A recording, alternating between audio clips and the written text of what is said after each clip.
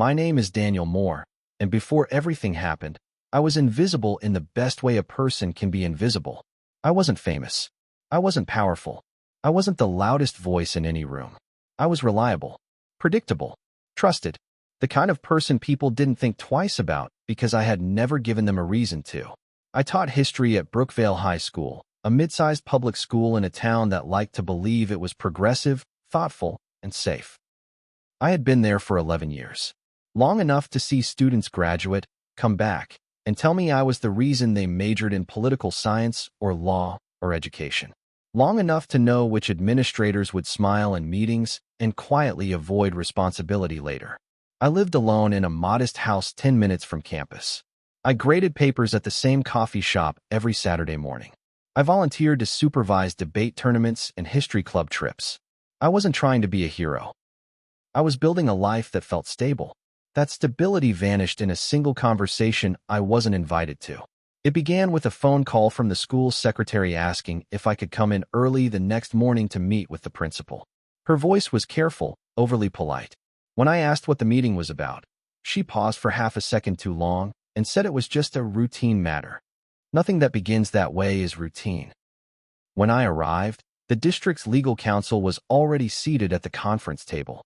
The principal didn't offer coffee. He didn't ask how my weekend had been. He folded his hands and told me there had been a concern raised by a parent. He didn't say accusation. He said concern. The parent's name was Melissa Carter.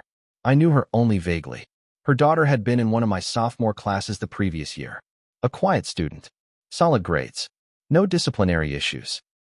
I remembered Melissa as intense during parent-teacher night, leaning forward, asking questions that felt more like interrogations than curiosity. The lawyer explained that Melissa had reported inappropriate conduct. Not physical, not explicit, just behavior that made her uncomfortable. She said her daughter felt singled out, that I paid her too much attention, that my tone had been personal. I was placed on administrative leave effective immediately, pending investigation. I wasn't allowed to return to my classroom. I wasn't allowed to contact students or parents. I was advised not to discuss the matter with colleagues. The meeting lasted less than 20 minutes. By lunchtime, my badge had been deactivated. At first, I wasn't afraid. I had done nothing wrong. I knew that. The investigation would confirm it. Mistakes happen. Misunderstandings happen. What I didn't understand yet was that truth is not the primary concern in situations like this. Distances. Within days, rumors spread. Not specifics. Just shape and implication. Parents whispered. Students speculated. Colleagues avoided my messages.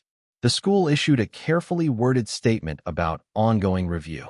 Melissa didn't stay quiet. She posted online. Her post didn't name me at first, but everyone knew. She spoke about courage, about trusting maternal instinct, about protecting children from subtle threats that institutions were too afraid to confront. The comments exploded with praise. Brave. Strong. Thank you for speaking up. I was advised by my attorney to remain silent. Silence looks like guilt when the other side controls the narrative. Weeks turned into months. The investigation dragged on. They interviewed students, reviewed emails, examined lesson plans.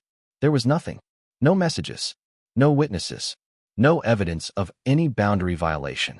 Privately, the investigators acknowledged that. Publicly, nothing changed. The district offered me an option. Resign quietly. Receive a severance package.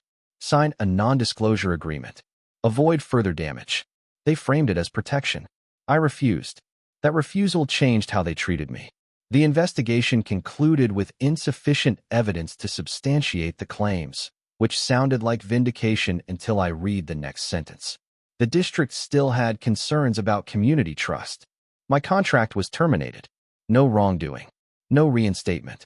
Just removal. The day I packed up my belongings, the principal didn't come out of his office. A janitor handed me a box. My classroom door was already unlocked. Posters still hung on the walls. Student projects still sat on the shelves. It felt like I was erasing myself.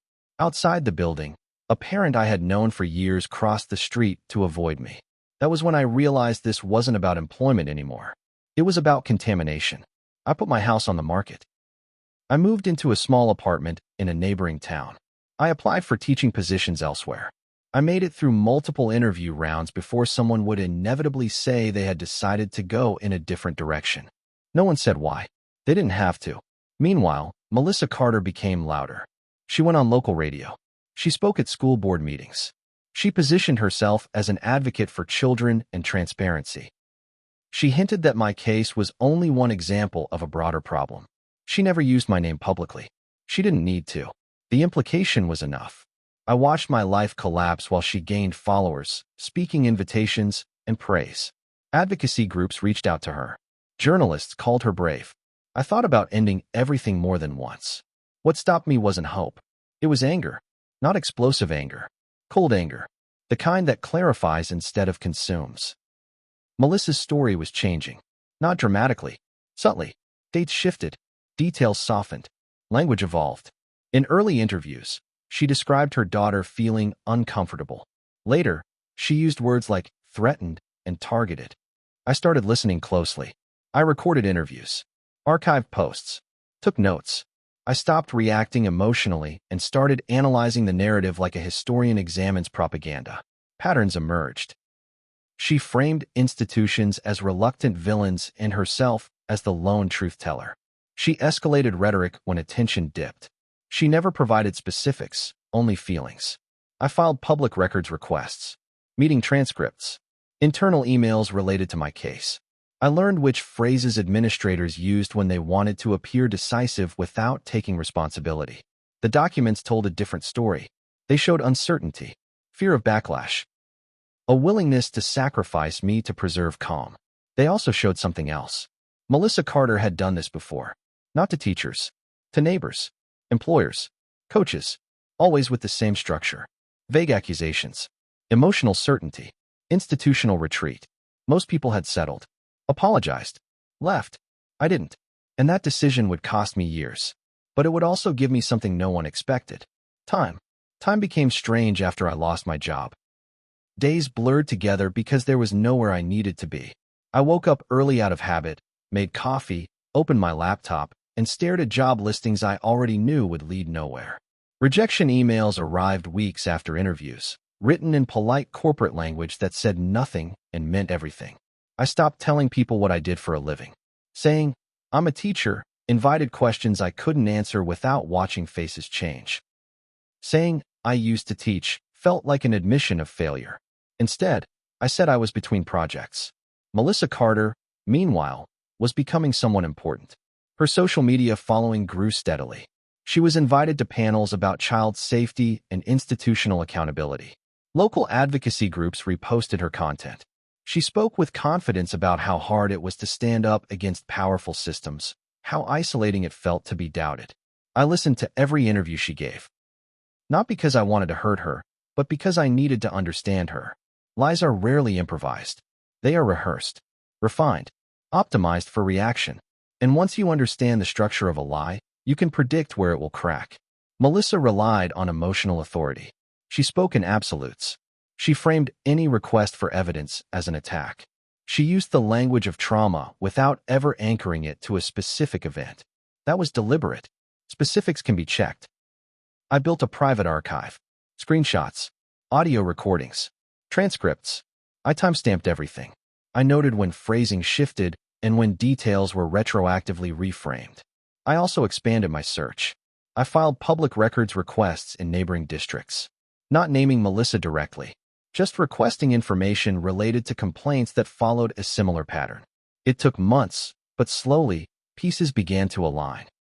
There was a former soccer coach who had been accused of favoritism that turned into something darker through implication alone. There was a daycare supervisor accused of emotional manipulation based on a single parent's testimony. There was a small business owner accused of harassment with no witnesses, only discomfort. In every case, the name Melissa Carter appeared somewhere in the background, not always as the complainant, sometimes as the amplifier. I reached out carefully, quietly. I didn't present myself as a victim. I presented myself as someone asking questions. Most people didn't respond. Some told me to stop digging. A few were willing to talk. One man told me he had settled because he couldn't afford to keep fighting. Another said his marriage collapsed under the stress of being accused. A woman described how she moved states just to escape the whispers. None of them had ever spoken publicly. Not because they were guilty, because they were exhausted. Melissa thrived in that exhaustion. She understood that systems are designed to minimize disruption, not maximize truth. Institutions respond to pressure, not accuracy. And public sympathy is a form of pressure that overrides process. Once I understood that, my approach changed. I stopped thinking like someone who had been wronged. I started thinking like someone documenting a phenomenon. I mapped timelines. I created visual representations of accusation cycles. I showed how emotional escalation coincided with media attention. I noted how institutions responded faster when social media engagement spiked. It wasn't personal anymore. It was systemic. And systems can be challenged, but only if you speak their language. I consulted with a lawyer who specialized in administrative law, not litigation. He didn't promise justice. He promised leverage. He explained how policy reviews work, how oversight bodies respond when patterns emerge across jurisdictions, how silence can be broken without a lawsuit if the right questions are asked in the right order. I began submitting formal inquiries, not complaints, inquiries. I asked school boards how many complaints resulted in administrative leave without substantiation. I asked whether policies differentiated between allegation and evidence. I asked what safeguards existed for accused parties during investigations. I didn't mention my own case. That made it harder to dismiss. The responses were inconsistent. Some districts refused to answer. Others admitted, in bureaucratic language, that procedures prioritize precaution over verification. Those responses became part of my archive. Meanwhile, Melissa announced something that shifted the ground beneath her. She declared her intention to run for the school board. She framed it as a natural progression. If institutions wouldn't protect children, she would become part of the institution. That announcement changed everything. Public office requires transparency. It invites scrutiny in a way activism does not. I didn't celebrate. I recognized opportunity. I contacted a journalist named Aaron Feldman. He had built a quiet reputation for accountability reporting in small communities. He didn't chase scandals. He followed processes. He asked uncomfortable questions and waited for answers. I didn't tell him my story at first. I showed him data, patterns, documents, public records, timelines stripped of emotion. I told him there was a person at the center of it all, but that the story wasn't about her. It was about how institutions collapse under emotional pressure. He listened. He verified independently. He found additional cases I hadn't uncovered. When he finally asked about my involvement, I told him everything. I didn't dramatize it. I didn't ask for sympathy. I let the facts stand on their own. The article took months to write. When it was published, it didn't accuse Melissa Carter of lying. It asked whether repeated unsubstantiated allegations should trigger review. It asked whether advocacy can become coercion. It asked why institutions repeatedly chose silence over resolution. Melissa responded immediately. She called the article an attack on survivors. She accused the journalist of targeting her because she was a woman. She framed herself as the victim of a coordinated effort to silence her. But something was different this time. People read past the headline. They saw the pattern. They noticed the absence of evidence where certainty had been proclaimed. Other journalists followed up, not aggressively, carefully. People who had stayed silent began speaking, not loudly, but enough. Melissa's campaign lost donors. Endorsements were quietly withdrawn. Her social media posts received fewer reactions, then fewer comments. She doubled down. She always did. She filed a formal complaint against Aaron, accusing him of harassment and retaliation. That complaint triggered an independent review. And that review required records. Records that institutions had previously buried. Internal emails surfaced showing administrators acknowledging lack of evidence, but proceeding anyway. Notes referencing fear of public backlash. Language about risk management that had nothing to do with students. Melissa's name appeared repeatedly, not as a hero, as a liability. The review didn't accuse her of wrongdoing. It didn't need to. It documented impact. Her campaign collapsed before Election Day. She lost badly. She disappeared from public view. I expected that to be the end. It wasn't. Because when systems are exposed, they don't just correct past mistakes. They reassess future behavior. State-level education authorities launched a broader policy review. My case was cited anonymously. So were others. New guidelines were proposed. evidence thresholds, mandatory timelines, clear distinctions between allegation, investigation, and outcome. It wasn't justice. It was reform. And reform lasts longer. People started reaching out to me. Teachers, administrators, even parents. Some apologized. Others asked how they could avoid repeating the same mistakes. I didn't feel vindicated. I felt tired. But it was a clean kind of tired. The kind that comes after finishing something difficult. Then Melissa contacted me. A single email. No subject line. She said she wanted to talk. That meeting would change how I understood everything. When Melissa Carter emailed me, I didn't respond for 3 days. Not because I didn't know what to say, but because I needed to understand why she was reaching out at all. People like Melissa don't seek closure. They seek control. Even when they've lost power publicly, they look for private leverage. An apology they can reframe. A conversation they can reinterpret. Silence they can weaponize. By the time I agreed to meet, I had already decided on one rule. I would not argue. I would not defend myself. I would not explain. We met in a public library cafe halfway between our towns. Neutral ground.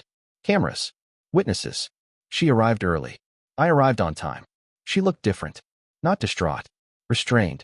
Her confidence hadn't vanished, but it had narrowed, like a flame starved of oxygen. She spoke first. I didn't think it would go this far, she said. I asked her when it was supposed to stop. She looked away. That was the answer. She told me she felt betrayed by the system now, that institutions had used her and discarded her, that people who once praised her courage had turned cold. She framed herself as misunderstood, as someone who only wanted to protect her child. I asked one question. Why didn't you ever want the investigation to end? She stiffened. I told her I had listened to every interview she gave, that I had read every post, that I noticed how certainty increased as evidence failed to appear, how the story sharpened when attention waned. She didn't deny it. She said the system never listens unless you make it uncomfortable. That was the closest thing to honesty she ever offered. I told her something she didn't expect. I said I believed her daughter probably had felt uncomfortable at some point. Teenagers often do. Classrooms can be awkward. Authority figures can feel intimidating without intending harm. But discomfort is not misconduct. And weaponizing that distinction destroys lives. She asked me what I wanted. I said I wanted nothing from her. That unsettled her more than anger would have. I stood up, wished her well, and left. I never heard from her again. Years passed quietly after that. The story faded from public memory the way all scandals eventually do. People moved on. New controversies replaced old ones. Melissa Carter became a name few remembered, but the changes remained. New district policies were implemented statewide. Accusations still triggered investigations, but not automatic exile. Administrators were required to document rationale. Accused staff were granted clearer protections without diminishing the seriousness of complaints. It wasn't perfect, but it was better.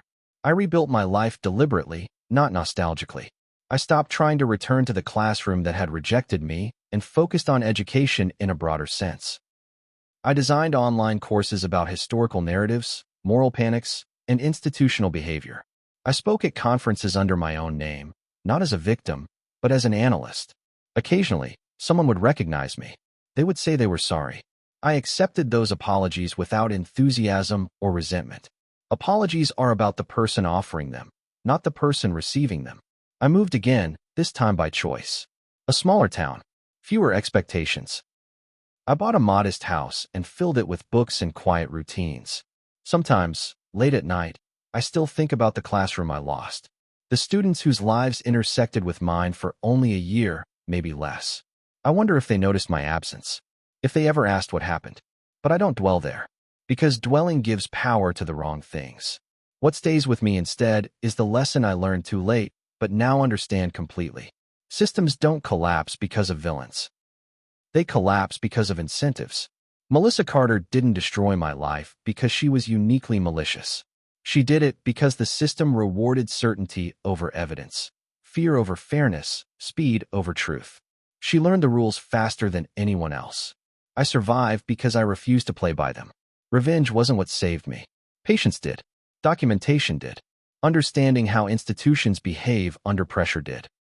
The greatest mistake people make when they're wronged is believing justice arrives through confrontation. It doesn't. It arrives through exposure so thorough that denial becomes impossible. Melissa lost her platform because she couldn't exist without one. I rebuilt my life because I learned how to exist without validation. That difference mattered. I don't tell my story often. Not because I'm ashamed, but because I don't need it to define me. When I do tell it, I tell it carefully, stripped of drama, because the truth doesn't need embellishment. It only needs structure. And once it has that, it stands on its own. My name is Daniel Moore. I was erased once. I refused to disappear. And that refusal changed more than just my life.